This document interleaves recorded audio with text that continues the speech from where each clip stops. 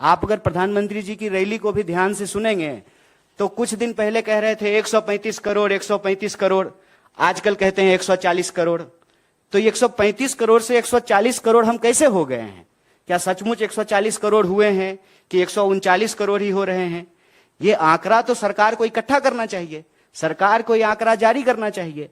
और जब गिन ही रहे हैं, पेड़ गिन लेते हैं, पशु गिन लेते हैं, शिशु गिन लेते हैं, तो जाति भी गिन लीजिए। आज देश को आखिर पता तो चले कि किस वर्ग के लोगों की वास्तविक हालत क्या है। यह भी तो हो सकता है ना। सरकार ने ही किया है कि इस देश में 10% ईडब्ल्यूएस के आधार पर रिजर्वेशन दिया है, और कांग्रेस पार्टी ने, भारतीय राष्ट्रीय कांग्रेस ने उसका समर्थन किया कि अगर आपके पास यह आंकड़ा है कि जनरल कैटेगरी के लोग भी गरीब हैं, अगर आप उनको मदद देना चाहते हैं तो मदद दीजिए।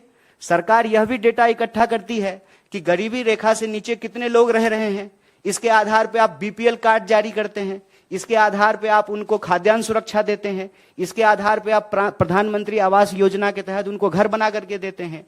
तो किसी भी सरकार के लिए आंकड़ा का होना जरूरी है।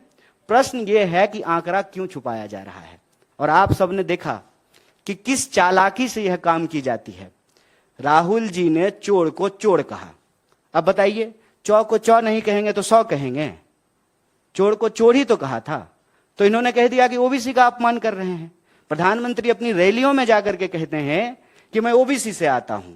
अरे तो आप ओबीसी से आते हैं तो बहुत खुशी की बात है, बहुत अच्छी बात है कि ओबीसी देश का प्रधानमंत्री बना है। यह इस बात को सुनिश्चित करेगा कि अब सरकारी विभाग में कोई भी पोस्ट जो है वो खाली नहीं होगा।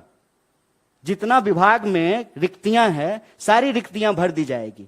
लेकिन रिक्तियां भरने से पहले यह जानकारी तो हो कि इस देश में लोगों की वास्तविक हालत क्या है, उनकी सामाजिक स्थिति क्या है, उनकी आर्थिक स्थिति क्या है, उनकी जातीय स्थिति क्या है।